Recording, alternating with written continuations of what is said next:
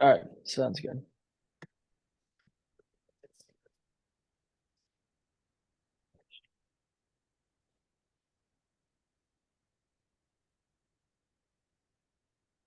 What is up, everybody? Give everybody a few more minutes to join here.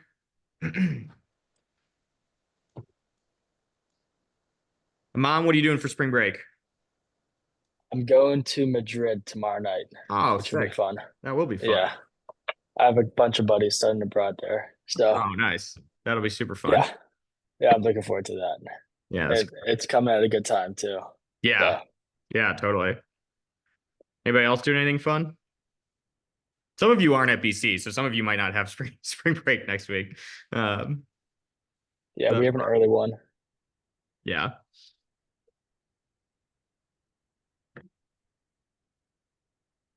What about you, Jimmy? Any plans for the weekend?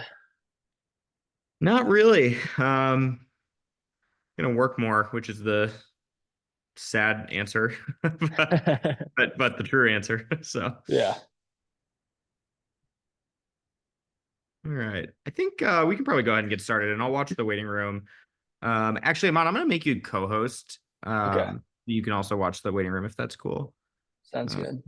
oh, you know what? I can't. I might have to fully make you host for some reason. I can't do co-host. Give me a second here. That's fine.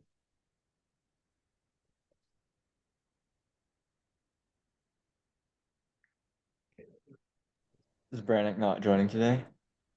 Yeah, Brannick is out today. So you guys are stuck with me. Associate. Means we're just gonna rip Oh, cursor nice. all day. Just kidding. We would have done that if Brannick was here too.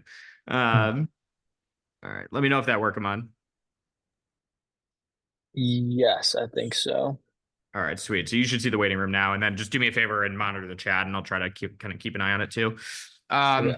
Sweet. All right. Well, welcome back, everybody. Thank you for coming back here. We got another exciting week of Cursor and AI as a part of our tooling here. So quick overview for what we're going to talk about today. We're going to expand on what we heard Jake from last week talk about. If you weren't here and didn't have a chance to watch the video, the quick recap on that is we had our friend Jake join and show us how to use this really powerful code editor called Cursor, which is kind of an AI integrated code editor to rip through different things and building versions of your app really quickly. So the goal for today is to go a little bit deeper into how to think about using Cursor for different types of applications. We're also going to touch a little bit on kind of like a light/fake version of databases. And I think we're going to try to talk a little bit deeper about databases in one of our last sessions coming up. But we'll build something that actually like holds state and is a little more interactive than some of the stuff we've built in the past. And then towards the end, we've got our friend Pedro joining, who's the CTO of a company called Carina. It's a startup that came out of BC. They've been running for about 7-8 years now. He's going to talk to us about CTO stuff, which will be cool. So let's jump right into it, and then let's like normal, just put questions in the chat, interrupt me, and we'll be good to go. So let me go ahead and share my screen. Let's jump right in. So the first thing, hold up, bear with me. Got two monitors, so I'm trying to move everything to the right one.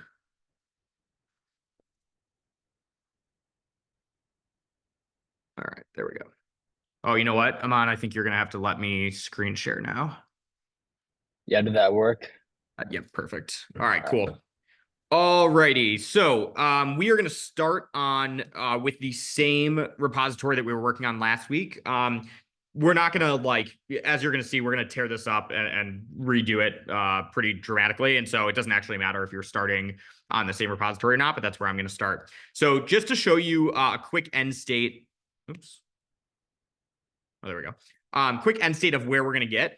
We're going to make a to-do list app as kind of our core functionality here. And then I'm going to source some ideas from you guys about things that we should have Cursor build. And I'm going to show you how you might go about doing that and different kind of tips and tricks along the way. And as we go here, I'll sprinkle in some knowledge about some of the core underlying fundamentals. But now we're going super tangible, and we're going to actually build some stuff. So just to give you a sense, this is kind of our goal of where to end up. And now I'm going to revert all my changes here. and bring us back to what we looked like at the end of last week, which was this homepage, right? So hopefully you guys remember this.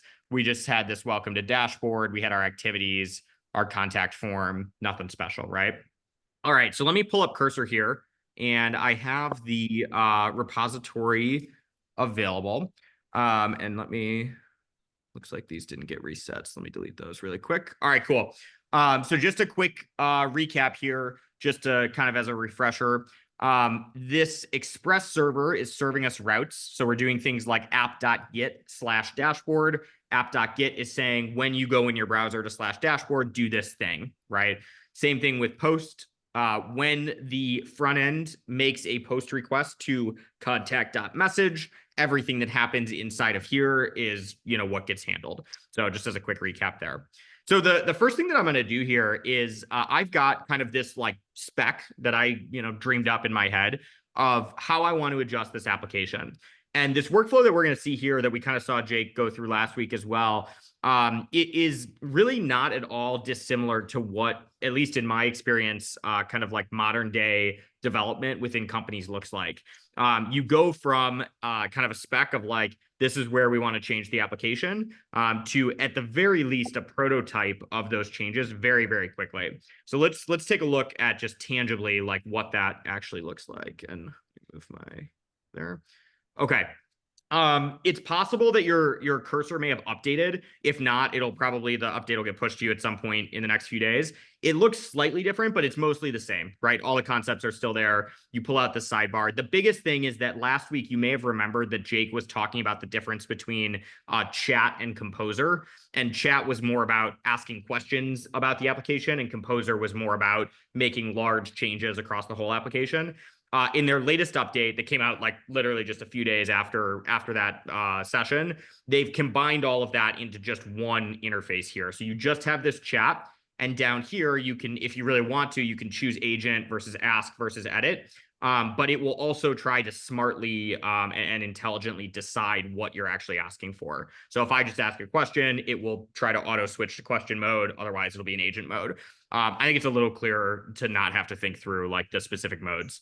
So if you open up that sidebar, I'm going to actually not attach any context here because agent mode doesn't necessarily need it. It's going to go figure out, if you remember, it's going to go figure out how to find various things throughout the application. And let's put our specification in here. Now, this is a relatively simple thing we're going to ask it to build. So I don't need to give it too much detail. But let's say that you really want an application to track just your to-dos in your daily life, right? Your school assignments, whatever. So what I'm going to say is inside of the current, and actually let me make this bigger too. Hopefully that's helpful. Inside of the, there we go, current application, transform all of the necessary files to be a to-do list application. The to-do list app should be able to perform the following features. Number one, add new to-do list items. Number two, mark those items as complete. Number three, edit the items. Number four, delete the items. These four actions right here are sometimes referred to as CRUD. You'll hear that acronym, and you may have heard us say it kind of in passing too. CRUD stands for create, read, update, delete. So you can map these to these items as well, right? Create would be adding new to-do list items. Marking them completed would be updating. I'm a little out of order here. Reading would be listing out the to-do list items. Editing is an update, and delete is delete. So Cursor and other AI tools are extremely good at creating what we call CRUD apps, where there's just kind of like 3 to 4 basic pieces of functionality on top of an entity. In this case, this to-do list item, right? So that's what we're seeing happen here. The last thing I'm going to say is don't worry about storing the data in a database. Like I mentioned, we're going to talk about that in the following class.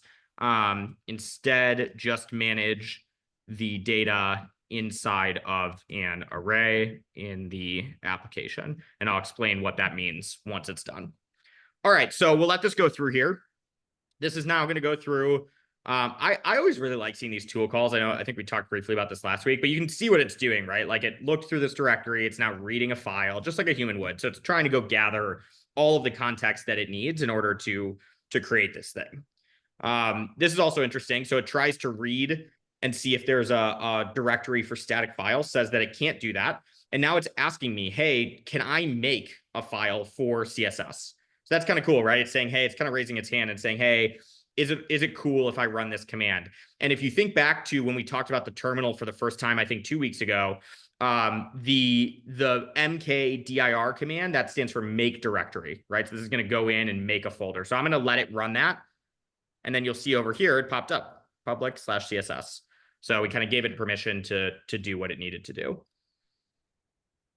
All right, let this keep generating here. Wait, Jimmy, so does Cursor have access to our terminal and anything it wants to type in there? Good question. So so the there is a terminal built into the chat. It can surface requests that it wants to serve, and then you can say yes or no. There is a this is a little dangerous, but there is a mode called YOLO mode, and I believe it's under features. Yeah, so they have this thing called enable YOLO mode, and if you turn this on, you can tell it the specific commands that it's just allowed to YOLO and like call at any time without permission. Thankfully, they have some stuff built in to like prevent it from like deleting files and stuff. But yeah, you can see these are the ones I use for work, but I could probably have make directory in there too. All right, let's go ahead and let that run again. And then a follow. Sorry, yeah, go for it. Yeah. Little follow up there. So could it just create any directory at once and just go through your files and make a project from scratch pretty much? Yeah, definitely. And it's probably worth us trying that. We could maybe do that on the next request. I'm going to ask you guys if anybody here has an idea that we should build with Cursor, and maybe we start from scratch. I think that's kind of a good thing to test, because it could theoretically, like, it could create all of this. It's operating on top of the initial skull or kind of skeleton, but yeah, definitely could. Let this keep generating here. Hi, can I get the stage? What was that? For you. Is that a question or maybe? Just rice. Just rice. We got some dinner ordering going on. Just rice, yeah. Aman, maybe. Yeah, I got it. Sorry about that. Thanks. You're good. Carly's got a question. Assuming we have the exact same starting file and enter in the exact same direction for the chat, will give us the exact same updates. Okay, really good question. So what you saw before when I started tonight and I showed kind of where the end state of where we're going to, it's definitely going to look different from that, even though I gave it basically the exact same prompt. And this is one of the pros and the cons of these AI tools, is that they're what's called probabilistic, which means that the responses that they're generating are based on probabilities. It's not deterministic. Deterministic would be like math, like 1 + 1 always equals 2, and that's deterministic, right? These are probabilistic, where based on, frankly, kind of how it's feeling at any given point, and also certainly the prompt that you give it, it'll do different things. But if I give it the exact same prompt in 2 different situations, it'll get to the same output, like it'll get to the same general goal, but it'll do things slightly different each time. All right, so I'm gonna not choose to run this because I already have it running in the background here. But instead, I am just going to hit accept all, and let's see how it did just on first shot here. All right, so pretty good right off the bat. Let's look at so here's our to-do list. So you can see back from the original one, right? It's kind of got a very similar vibe to it, but it added like a different background color. It added this card to it. So to your question, Carly, like it's definitely different in this case. So let's see if it's functional, and then we can talk about what it actually did under the hood. So let's add a new task called plan next week's meeting. All right, cool. So there you go. And then if I refresh the page, super cool. It's still there, right? You can't really see that I'm refreshing, but I'm hitting Command R. That's nice. And then if I were to edit it, we could say test. Cool. So it saves that. If I check it off as complete, oh, it looks like that is not. Maybe if I hit complete, there we go. Okay. So if I hit complete, it marks it as complete. So this is actually a really good opportunity for us to instruct Cursor to do something differently. So I don't like that when I hit the checkbox, it doesn't complete it. So let's just tell Cursor that. This is mostly good, but when I click the checkbox on the to-do list item. I want it to be marked as complete instead of having the complete incomplete button present. All right, see how that does. As this runs here, one thing I'll call out. You might recall, I asked Jake a question last week about the models he was switching through, and he talked to us about how different models have different, pros and cons. Yesterday, or maybe 2 days ago, I think it was yesterday. It was either Monday or Tuesday. Claude or Anthropic, which builds Claude, which is an OpenAI competitor, came out with their newest model, Claude 3.7 Sonnet. Usually, we've been using Claude 3.5 Sonnet inside of Cursor. 3.7 is their newest iteration of it, and on all the kind of like benchmarks and ways to test it, performs a lot better. The cool thing about Cursor is that as soon as they released it, I think, I don't know, 2-3 hours later, it was available in Cursor, right? So these tools and these models as they come out are available nearly immediately inside of these AI tools, which is super powerful. And I know like at our company, we've been all day, yesterday and today, switching between 3.5 and 3.7 to try to figure out where is it better, where is it worse, how does it, work on certain types of tasks. And that's really like what the job looks like now, which is kind of crazy. Okay, again, I'll hit cancel on this because I've already got it running, but I'll hit accept all, and let's see how it did. All right, so got rid of my button, and if I hit check here, checks it off, and I refresh, marked as done. So there you go. So the crazy thing about this is like, not too long ago, I don't know, maybe 3, 4, 5 years ago, it's not like you would have needed to raise, millions of dollars or hundreds of thousands of dollars to build a to-do list app, but you would not have done it in, 8 minutes or whatever it's been here. You would have assigned this as a project for somebody to build, and that person would have gone and spent few hours, half the day, right? A day, depending on their skill set, building something that could like track this state, get it back. And so I think that there's really two very cool use cases for something like this. The first is to prototype something very fast. So one thing that Brannick and I get asked all the time, and I'm sure Pedro will talk about this too, is how do I get started with something if I'm non-technical?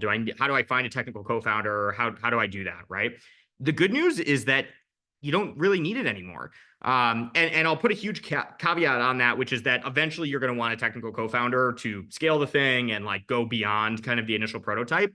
But the enormous barrier to entry that was previously in place to get something off the ground and start testing it, start getting it out there with users is mostly obliterated. Like you can get really far now without needing somebody who like deeply understands what's going on. But again, you will eventually want that. But that initial kind of entry cost is if not zero, very close to zero now, which is really, really cool. So that's part of obviously what we're trying to do here. But I just want to reiterate how nuts that is. It's like it's just completely different than the world was, 2 years ago even. All right, let me pause here for a second before we talk a little bit about what's happening under the hood. Questions or thoughts on any of this? Cool. Looks like we're Jimmy, good to go. I have one thing. So there's a lot of other different like AI assistant programmers, and like there's some that need less code. I mean, I'm not talking about Bolt.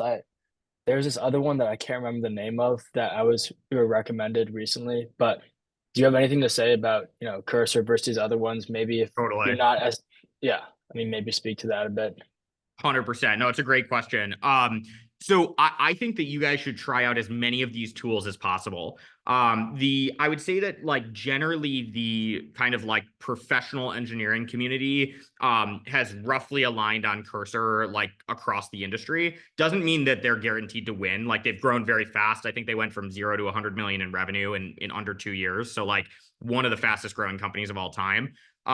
Still not, kind of like guaranteed to win. So there are plenty of other tools out there that people use and try that I would definitely encourage everybody to try out. Some of them off the top of my head, Windsurf is another editor that is very similar to Cursor in the way that you use it, but from a different company called Codium. Bolt, Devon's expensive. Devon's minimum is $500 a month.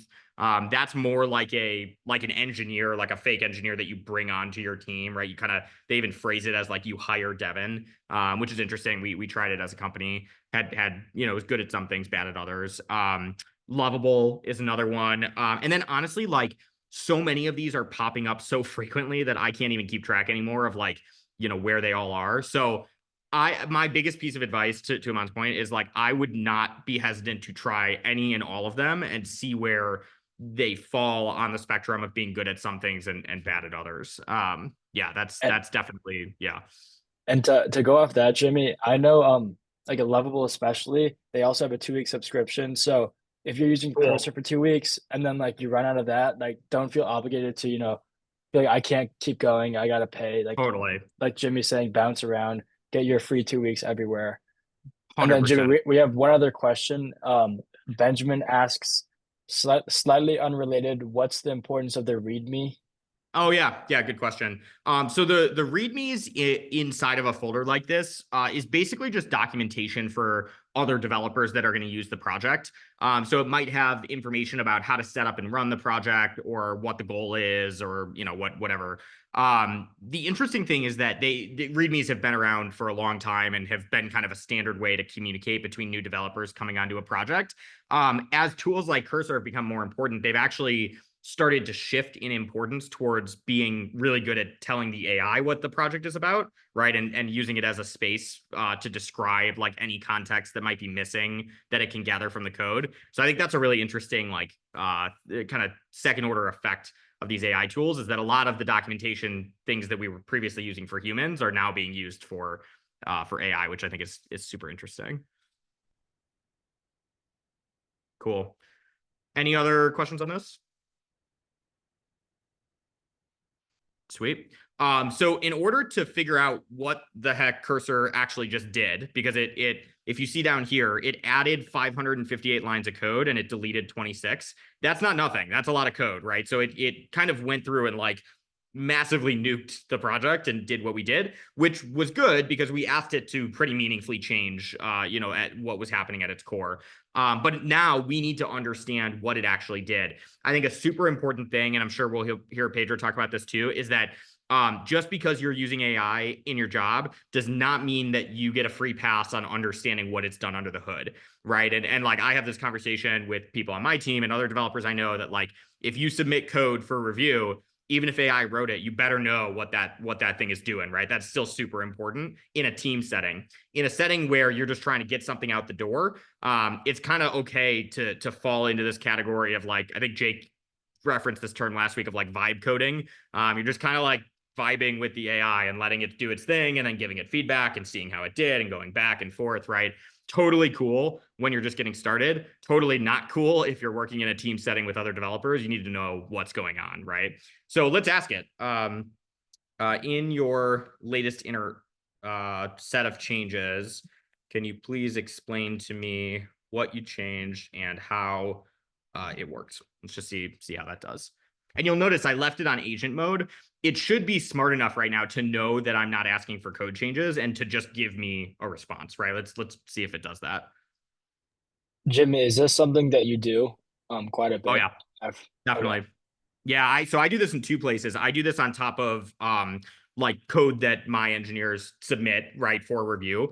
We'll get their explanation and then I'll pull it and I'll ask Cursor to like give me, an understanding of what's going on. And then the second thing is that if there are open source repositories or frameworks or projects where people have shared their code, and I want to figure out what's going on, find a way to contribute or find a way to use it, pulling that down and asking Cursor questions about that. That's actually where I found most of the value. I think it's really good at that kind of stuff.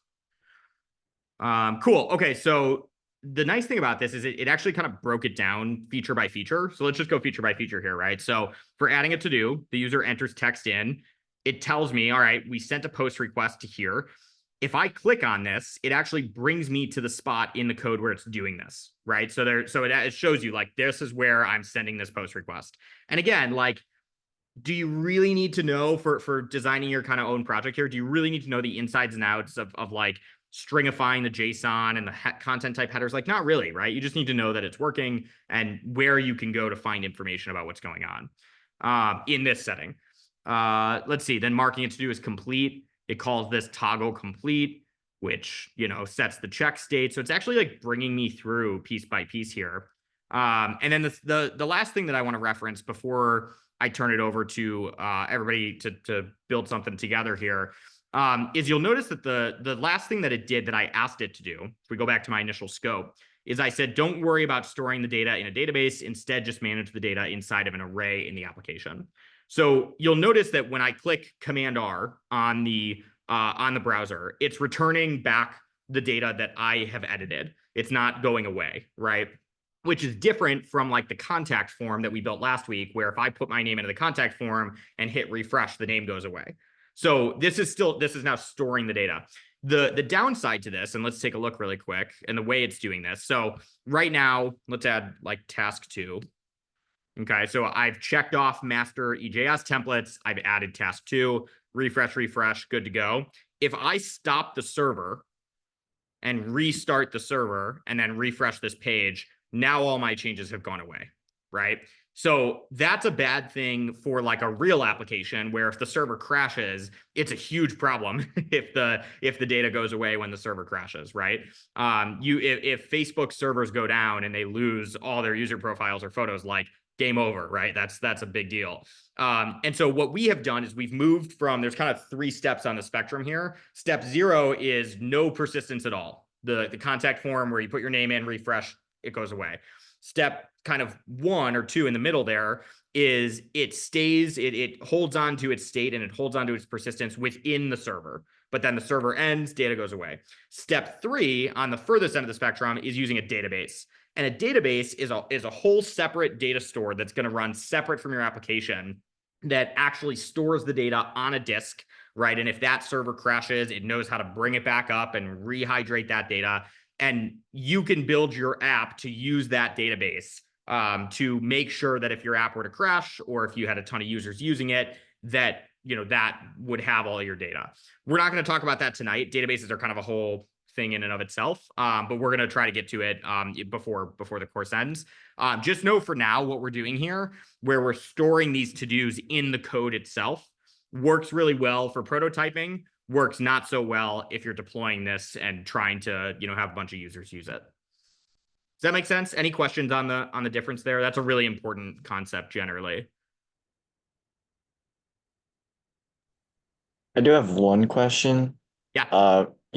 Obviously you guys are able to just chat with Cursor, and I'm testing it out right now, and I tested earlier this week, and I've been working on stuff, and I've been taking classes on like generative AI too, to like Cool. work with like LangChain and stuff like that, and like it makes it so much easier. But like obviously like the goal for a lot of people and even you is to like create the startup, and I did your like Ruby challenge as well, so that was pretty fun, and AI helped do that. But obviously I have some experience as well. But like you're working with like an agentic task, and then now Cursor is able to build all these full stack websites like so easily. Like, what are, from your personal experience working with your startup, which obviously is probably more technically advanced, like what are the limitations? Like what is actually, like, if everyone's able to like create these things so easily, like what's the actual like barrier between like these different startups? Is it still Totally. like, yeah, Yeah. is it like Great sales, question. or is it, yeah? Yeah, for sure. So I think there's 2 important questions there. The first is, what are the limitations of these tools generally? And then the second is, if we assume they keep getting better, what are the differences between these startups? So on the first one, in terms of its limitations, I'd say that like in a code base like ours, where just for context, we do basically like data migrations and management for other companies. And so data flows through our system and we get it into the right places. It's a relatively like complex technical product. I would say that Cursor is really good at adding net new functionality that is not core to like the core IP that we're building. The really sensitive, like performance sensitive and security sensitive stuff that's at the center of our product, Cursor can absolutely support with. But if I try to ask it to kind of go end to end on like a full project with it definitely struggles. And it might get through it, but it'll do it in like somewhat weird ways and it'll break subtly. And so it definitely has its limitations. I think the better way to judge it, though, is what it looks like today versus what it looked like a year ago. A year ago, it could barely do the simple stuff that now it handles fully, right? And so if we stay kind of on that trajectory, it's very clear to me that we're going to get to a point where it can absolutely handle like the really core things that we're doing as well. Which is like cool and scary in different ways. And so then to your second question about what is the difference then between these startups, I think that the secret about startups that it is kind of an open secret and people talk about it, but I don't think people don't comprehend it until they see it themselves, is that the tech in the product was almost never the differentiator. A better product is absolutely something you need. Like you just are almost never going to be able to enter a market that exists already with a crappier product. So you do need a good product. But at the end of the day, if you previously, the situation was that you had two startups that raised equal amounts of money and went and found equal levels of talent and built an equally good product. The difference between which one wins was actually always about the distribution and the unique differentiators that they had about how they were going to go sell that product into different organizations, right? So I don't think that has changed. I think what has changed though, and I see this because we sell to enterprises, right? So we sell like big contracts to big companies. Usually the way that big companies are thinking about this is the bar for the product's quality, the floor has gone down. So it's easier to create these things, but the bar has gone up, right? So you have to eclipse the standard by many magnitudes higher than previously, which means that the importance of like the sales and the marketing side and everything else has kind of equalized with the importance of the product side, right? It's raised, it's become higher. So to your point, like at the end of the day, startups will evolve and the market will evolve and things will keep chugging along like it does. And there will be some, new edge that people find to kind of get ahead of the other one. But we do think, and I'd be curious if Pedro agrees with me about this at some point, is like there will be an explosion of software. And I think there already has been, right? There will be many net new companies that enter the space in every vertical that you can possibly imagine, building all sorts of, little kind of niche things. And so I think that is all but guaranteed. Interesting. Well, sorry. I'll let you guys move on. Cool. Yeah, no, sounds good. Let's do, and I know Pedro just joined us too. Maybe let's do one quick more editing cursor, and then we'll turn it over to Pedro and we'll do some questions with him.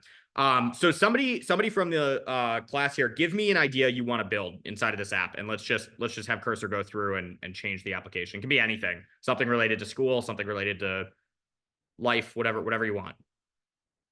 Got something in the chat. We'd love to see an Uber Eats mockup with cursor. Let's do it. That's pretty ambitious, and I'm excited to see what it does here. All right, give me, and actually, we're going to use one kind of feature of cursor we haven't shown yet. Give me, adjust the current code base to be a semi-functioning ripoff of Uber Eats. Pick the top 2 most important features and go from there. For reference, here is an image of what Uber Eats currently looks like. So I don't think we saw Jake show this last week, but you can give cursor images too. So let me just grab, or here we go. We'll just grab like a screenshot of my Uber Eats.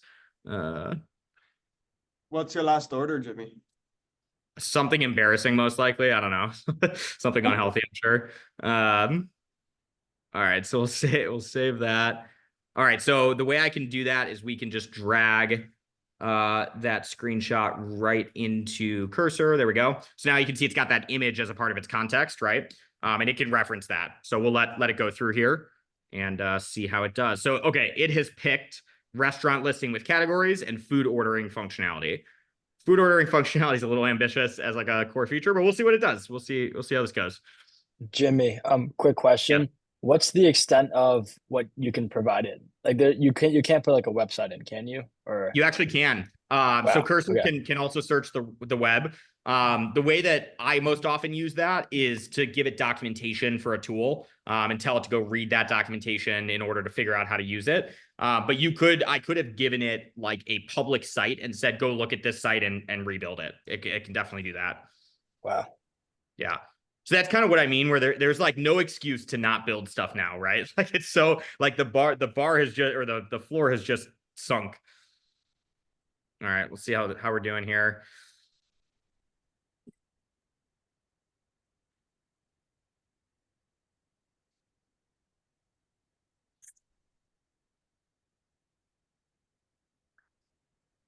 Feel free to chime in with any other questions as this goes here too. This will probably take 2 to 3 minutes, be my guess. So, what do you normally put in your cursor if you're going to be using it on a day to day? Like, would you put like PDFs in, or, I mean, yeah, just like what's your range? It's mostly I mostly text for me, definitely images. Images I have found to be most useful when I'm diagnosing or trying to debug something that it hasn't like laid out correctly. So if I'm telling it, hey, go make a website that looks like XYZ, and it screws up the, you know, some layout or something, like giving it an image of what it created helps a ton.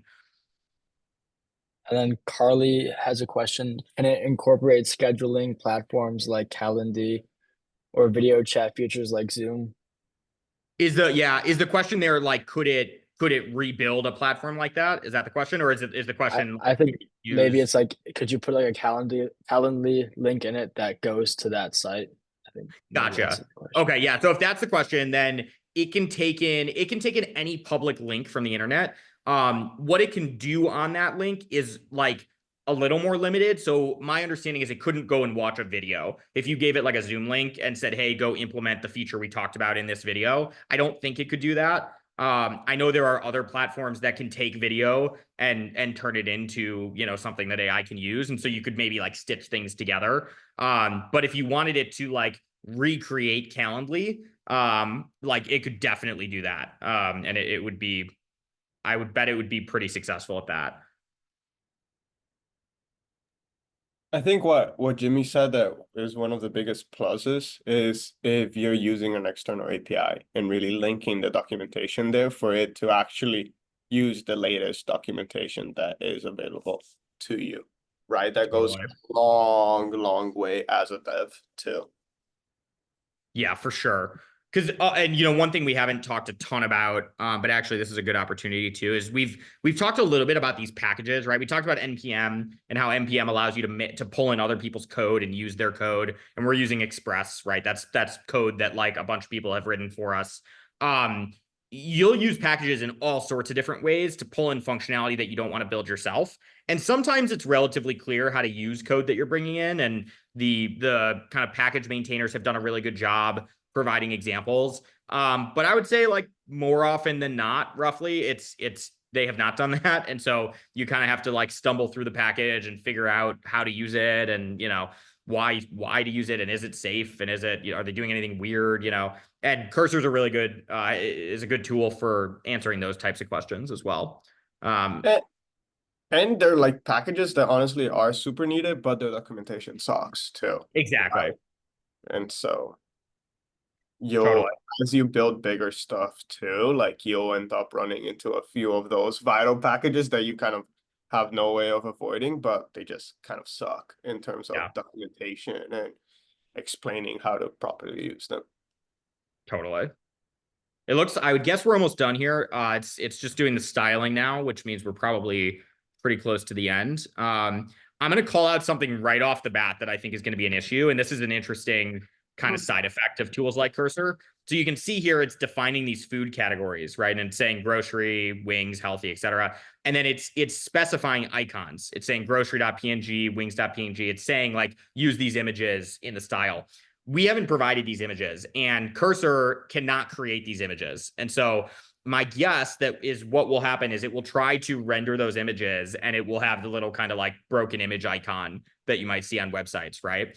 That's something we won't do it for the sake of time tonight, but that's something where you could then give a screenshot to Cursor and say, fix this. And it might use a different strategy where maybe it'll try to create like icons itself. It's not very good at that. Or it might tell you back, go find the images and put them in there, right? And actually look at this. This is kind of what it's saying now. Like, let's make a directory for these images. And then I'm guessing, I might have just been proven completely wrong. Did it? It created a placeholder. Yeah, it did a placeholder. Okay, cool. So this what it did here is not a valid PNG. It put a piece of text in there that said this is a placeholder for an image. That's not a valid image, right? All right, let's see how we did. So notice we added 2,100 lines of code. Pedro, if somebody opened a pull request with 2,100 lines of code, would you be pleased about that? I would shoot myself. Yeah, Right. it's not, that's way too much code, right? To add in like one go. But again, we're in vibe coding mode, right? And we're in like get something off the ground mode. So it's okay. So let's go take a look. That's actual Uber Eats. Look at that. Wow. That's pretty crazy, right? Now it is freaking out about these images, right? It's definitely trying to load them and failing. And there's some other weird stuff going on here that if we wanted to spend more time, we could tell Cursor to try to debug. But is this not crazy? Like, this is nuts, right? Like, this with 30 minutes to 3 more hours of work would look like Uber Eats, right? With you just kind of yelling at Cursor to do its job. It's really crazy. It's like having a full-time employee at your disposal. So, cool. All right, I'm going to pause there. This was a really good suggestion, whoever suggested building this. So that's a good suggestion there. Let's shift over to Pedro. So Pedro, why don't you, do you want to introduce yourself and then we can jump into some questions here. What's up, everyone? I'm Pedro. I'm the co-founder and CTO of Karina. Also BC grad, class of 2020, from the gang of Jimmy and Brannick. We all used to work together back in what is now the engineering school, which I don't know the name of.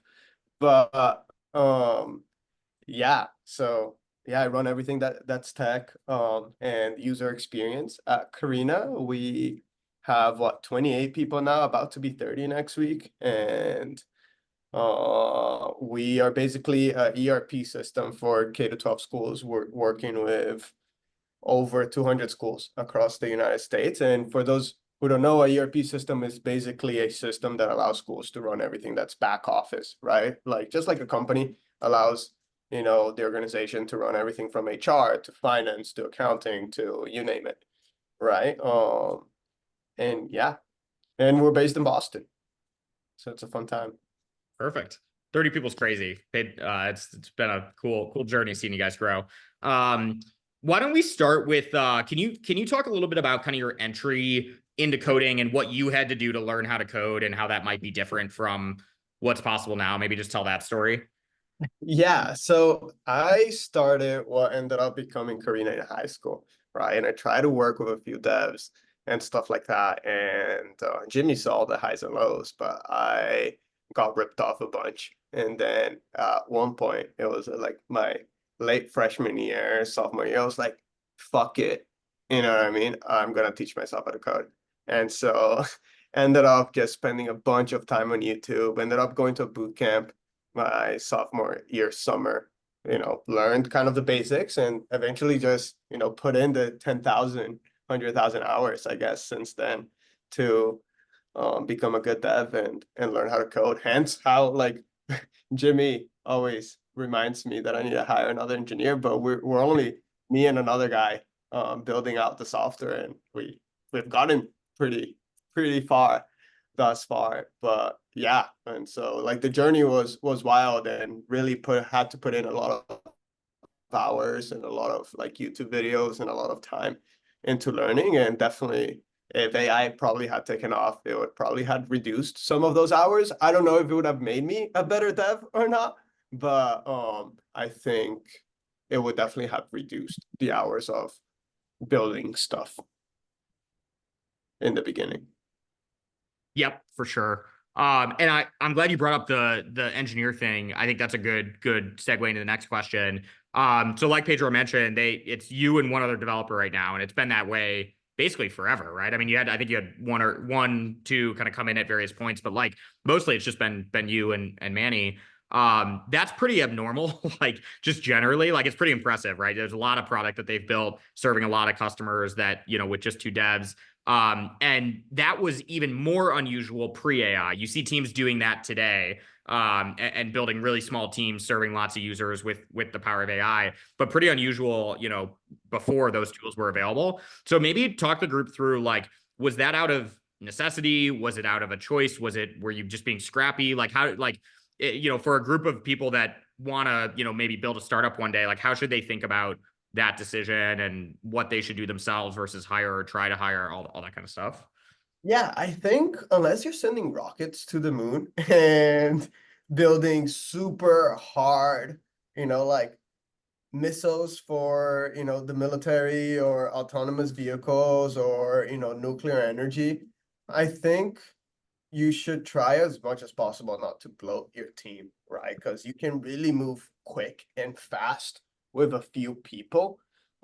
Even before AI, with a few people that you trust a lot, right? And that you've built a relationship with, you know how they code, you know, they know the style you want the code to be, and so on, right? That goes a long way. And Jimmy, remind me the question again. It was about like, no, that's how pretty to- bit like, how should you think Yeah. about it today? Yeah. Yeah, and I think about it in terms of like a lot of things that everyone wants to build, like unless you're really going like very, you know, not low tech, but very, you know, deep tech. You don't need that many devs, especially now with the power of Cursor and the power of other tools that are out there.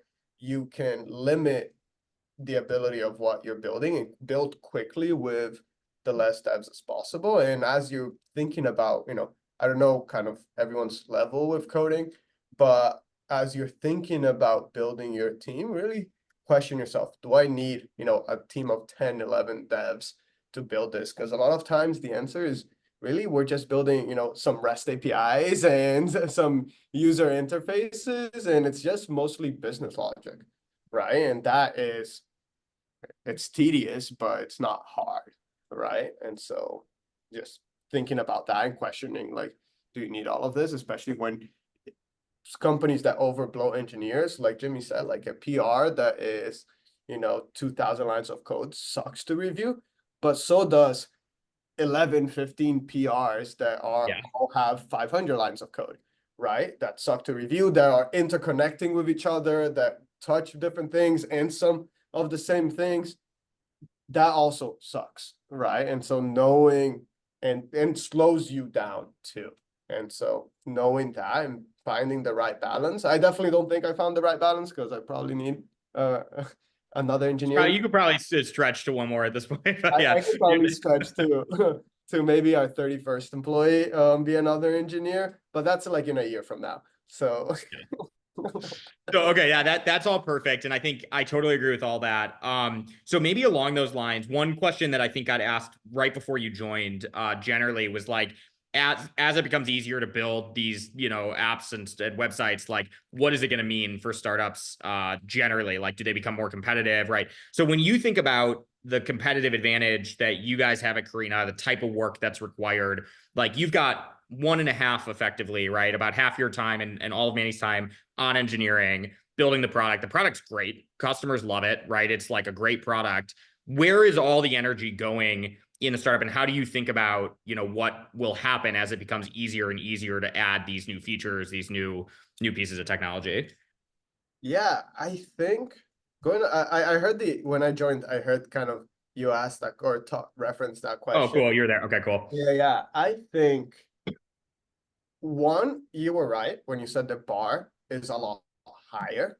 One, before even AI started, the bar was already a lot higher, where it doesn't just need to work, it needs to look pretty too. And UI is very, very, very important. But now that's gonna extend to holistic product, right? UX as a whole, right? Think of like the companies you're building, of giving the experience of someone buying a luxury car rather than a Toyota Camry, right? Like all those other aspects of building a relationship, be it B2B SaaS, right? That's what I'm most familiar with.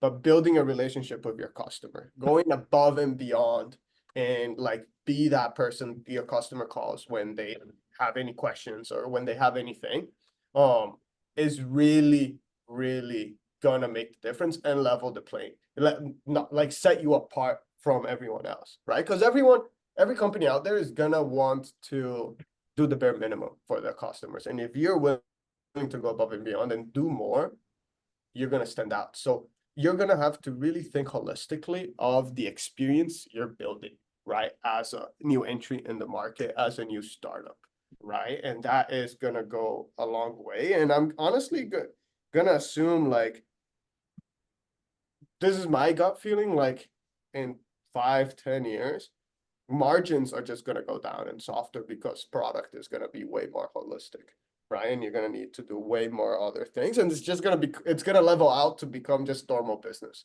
right? What normal business was with normal margins. And I think what I love about BC compared to other organizations, that because we all at BC went through this more, well-rounded kind of education where we have to take different courses and different things, it helps you think more holistically too, and think more along all those lines. And so I think something to say about that's kind of the evolution of where the industry is going, where the expectation is like your product needs to work, it needs to look pretty, it needs to do all of that, but you also need to put in the human work to create an experience, right? To create an actual product. And product is not just going to be defined by platform, it's going to be defined by why I say I manage user experience. It's going to be defined by how you implement the software, right? How your customer support and your customer success is, right? And so those things are really, really, really important. Yeah, it makes sense. I think that's right. Cool. So maybe last question, and then we can open it up to the group and see what people want to ask. So how would you think about, in your pursuit of one day hiring more engineers, like how do you think about advice that you would give new grads or early engineers in their career about how to use AI, how to think about AI? How do you think about it on your team when you're looking at evaluating hires? Right. I think that's top of mind for people as well. Yeah, how I use AI is as a counsel rather than as a brain, right? Like I push everyone in my team to write your email first and improve it with AI, right? Or like write the thing first and improve it, right? Like, or give it the right context and like give it your thoughts and help you pinpoint where your thoughts are like lacking, right? And so I think a bunch of people nowadays, because the internet is all in your hands with AI, they're just gonna stop using their brain, right? And they're just gonna like regurgitate whatever ChatGPT or Claude gives them. But how I think about AI really is more like you're gonna be special by being the person who makes the connections, right? AI is not gonna make the connections for you. You're gonna be special by being the person who thinks actually outside the box and sees patterns that AI doesn't see, and sees things across disciplines, right? Being kind of a jack of all trades in a interdisciplinary sense is going to go a long way in getting what a lot of people don't have, which is taste, right? And so developing your taste, right? And that can be anything. That can be music palette, whatever, color palette, or however you like your fossils. I don't know, right? You name it. But just really being very different and being very unique and being very knowledgeable enough to see patterns across interdisciplinaries are going to be really great, where you then can use AI to go deeper when you have to go deeper, or like, really elevate kind of those patterns and create different kind of rhetorics around them too. So I think I view AI more like to go back and close the loop here is AI is a counsel, right? You are the brain, right? And AI will help you kind of solidify whatever you're trying to do. Yeah, makes sense. Cool. All right, who's got questions for Pedro about startups, AI, engineered team building, any of it? Yeah, I'm an open book too, so whatever you guys want to ask. Pedro, I have a quick one. So we're talking a lot about how like using Cursor, we're so much more like innovative, like we can do whatever we want. The world's our oyster. But I know you're working with school systems that maybe are a little slower. You're working with, not students, people who maybe get scared of seeing the website that they use change completely the next day. So like how do you incorporate the fact that like there's so much more that you can change, but you have to implement it slowly maybe because you might scare off your customers, or how do you bridge that gap? Again, it's all user experience, right? It's all the experience you are portraying to them using your software and them doing what you do. Not necessarily, right? Like that's the thought of everyone. Like schools move slowly, schools are doing this, schools are doing that, right? We've proven that kind of wrong time and time again. And that's all because we really instill a really kick-ass, experience of trust, of loyalty, of not dependency, but like of being there, right? To our customers, to our schools. And they come to us when they have issues, right? When they want advice on opening a new campus, right? How do I do this? How do I do that? Right. And so I think it's all about, again, what I said, the holistic product. And that sets us really, really apart because we, by, building this experience where, people see us not as vendors, but as partners, it goes a long way for how quickly people want to use our system to do different things and, are willing to play ball when we release some crazy new feature. Thank you. Yeah, I appreciate that response. I have a Andrew, I got question. sorry, you can go, Riley. I have a question. It might be kind of not related, but are there roles that kind of act as like the middleman between like the actual client-facing teams and the developers that communicate like I guess you'd have to have like a little bit of a baseline technical proficiency, but like that communicate the features that clients are wanting or like can proactively suggest those? Like, what would that role be considered? Yeah, I think it's named uniquely and differently in every company, and Jimmy knows me more than a lot of people know me, and he knows that I name them like some crazy names here. But yeah, what we call that in the company here is a product solutions specialist, right? Where they're kind of a mix of like an account manager, but also a PM, right? Where they have their hands in all the different aspects of the user experience, right? And then we work with both the dev team and, the schools, the accounts themselves to figure out not what the user wants, but what the user needs, right? And then test out like, hey, the things that we are releasing, how do we create the best experience around that, right? And so I don't know, Jimmy, but whatever, yeah, it can be a PM, right? Product owner. I call it in our company product solutions, right? Yep. But it's kind of like a mix of that. And with PM, sometimes in bigger it's normally in smaller companies that it's like this, but in bigger companies, it tends to be just like, managing devs, right? Yeah. Which is fun, but not really. The interesting thing about this role too that I want to point out is, and to Pedro's point, this is like at the early stage so different for every company, and there's no right or wrong way to name it or think about it. But the role has become over the last 2 years less about I'm going to take in requirements from the customer and write up a spec that the developers will build. That's kind of what the role has been for the last 20 plus years. The role now, with these tools of a really good PM, product manager, is really actually like, I'm going to go understand the problem, and then I'm going to use an AI tool to like build a prototype of it. And then I'm going to hand that prototype over to the engineers and say, hey, like, can we experiment on this together, right? So it's actually the gap between the PM and the engineer has kind of shrunk a little bit. The same way that I think the gap between designers and engineers have shrunk a little bit, where a really good designer in a really high functioning product team these days is also expected to be able to put some of their work into action instead of just handing over kind of a spec. So just to call out there that these skills are very much applicable outside of just the engineering bucket as well. But I agree with everything Pedro said. I think it was spot on. 100%. I think what Jimmy said too, and something that I've noticed throughout my career, is that most of the discovery is given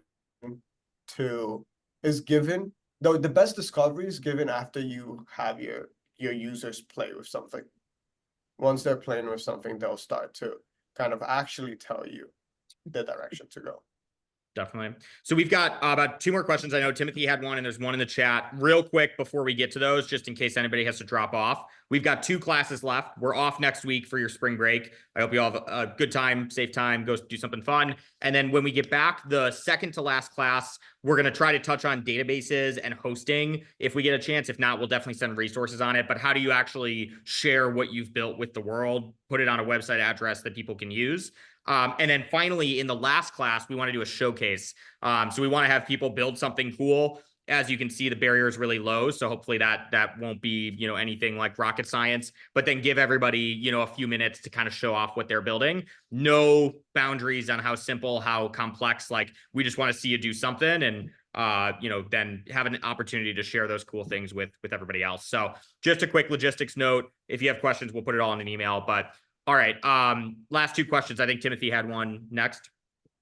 Yeah, I was just kind of curious about like your culture as working in a startup, like how you have been able to grow without like outpacing kind of like the size of your company and kind of like stuff that you've done to make sure that you're one like incorporating when you're incorporating like new members of your company to like make sure that they're within this like overall culture. But just like I guess really it's more just like about how you've paced your growth and made sure that you're kind of staying within like the size of your company. Yeah, I think the biggest thing is going slow to go fast, right? Like understanding, like trying to have a focus that in the end of the day, you're building a business and what matters is revenue, right? And replicability and getting revenue and the money coming in. We're not government projects that just, well, right now they're not getting funded, but they used to just get funded, left and right. And just making sure that you are aware, like, hey, at the end of the day, you need to make money, and the money that you're making, that your company is bringing in, that needs to kind of take the lead on how many people you're growing and how you're growing, right? And the best way to grow fast and grow fast with a good culture is when you have the systems in place, so people don't really have to, not that they don't have to think, but they don't have to really worry about how they are develop like their day-to-day, right? Where they can just know that these are the tasks I need to do, these are the things, and then you can focus on the other kind of inter-team connections and inter-team member kind of relationships there. Perfect. And then last question is in the chat here. What takes priority for your team? Improvements based on customer feedback or improvements based on internal decision? That's a good one. Yeah, that is a good one, Christopher. I'm a big no guy. And so I think one of the things that takes the biggest priority for us is saying no to what we hear and really trying to digest what are they trying to get at from this, right? Our best features were features, and our most adopted features are features that no one told me that they needed, right? Or that they wanted, and that we built it because we were hearing all those improvements that people were asking, all these things, and we were like, what's the real pain point here, right? And so it's kind of a mixture of both, right? Both based on customer feedback, based on like internal decisions, but it's really taking that customer feedback, taking those points and drawing different connections to what is actually being meant. What are they trying to tell me with this? And then building something. And then after you build something, right? Like Jimmy said, like building that like first iteration of it, have them, grill it. And then you improve from there and focus really solely on that customer feedback that you get once you get that thing on the hands of it. But initially, it's really about like just making the internal decision yourself based on all the data points that you're getting from things that people are saying, and then you present something that might not be exactly what they're saying, but it is what you actually think that they really need, and then you improve that to what they want within the boundaries, within that paradigm that you gave them of that thing that you launched. Sweet. All right. Well, I know we're a few minutes over here.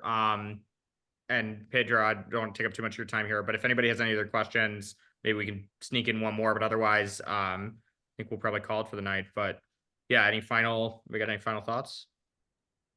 Wait, Jimmy, just a quick question. It's not really Yeah. related to anyone else, but Carly was wondering if she wanted to make a new app, like an entire new directory, just to play around. Is there anything she should just follow the same steps that we did making the profile app? Yeah, good question. Let me just show this really quick. This won't take very long. This is a really good point. Yeah, and so like that, would that have just like a completely different URL that or like the local host that we Yeah, access? you'd be able to use it on the same one as long as you only run one at a time. You can Okay. run multiple, and then you got to do it on different ports, but that's a little beyond us currently. Let me just show you really quick. So let me share my screen here.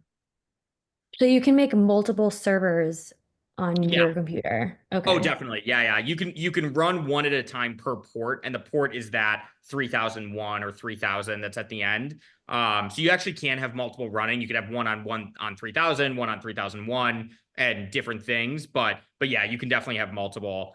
So the easiest way to do this, and we're recording, so you can get the recording on this too. But in your folder in the terminal, the first thing to do is to just make a new folder. So that's that mkdir command. And then let's call it like, BC Web Apps 2, something like that. Then inside a Cursor, if I open up that folder, I go to File, Open Folder. And then there it is, BC Web Apps 2. This is now going to open a new Cursor interface, right? And from here, you can do a few things. You can follow the instructions that to initialize everything that we had shown last time, or you can just have Cursor do it itself. And you could say, initialize a new Node and Express directory in this folder. And what it should do is it should give you the actual commands. Like here we go, right? So npm init-y, we'll run that. We can see that just popped up over here, right? Now it's going to install Express. Good to go, right? Now the node modules are in there. We're going to have it do nodemon, which is what keeps it running. And then there we go, right? That's the server. So that's how you can kind of get there, like through AI piece by piece if you want to. Does that help? Yeah, thank you. Awesome. Yeah, no problem. Cool.